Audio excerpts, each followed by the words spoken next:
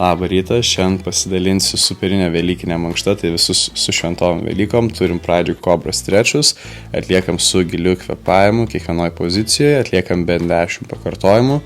Toliau keliavam į Greatest Stretch Alive, irgi atliekam kiekvienai pusė bent po 10 pakartojimų su giliu kvėpavimu, tobulas pratimas klubo lenkėjam ir krūtinės ląstai pratimti.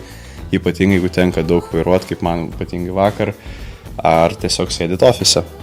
Toliau dum child pose, pratimuką su nusilenkimais, taipogi atliekam iš viso 10 pakartojimų kairiai ir dešiniai pusiai, su giliu ramiu kvėpavimu, irgi visiškai neskubant. Toliau judėsim į keturgalvį ir klubo lenkėjų tempimą, vėlgi kiekvienai pusėje atliekam po 20-30 sekundžių bent jau, kaip ir minėjau, sėdintiems žmonėms šitas pratimas yra būtinas. Toliau judėsim vidinės šlaunies dalies tempimą, vėlgi atliekam po 4-5 pasisukimus į kiekvieną pusę su giliu kvėpavimu. Subscribink mano kanalą, gerų šventų Velykų ir nepadaugink šiandien maisto.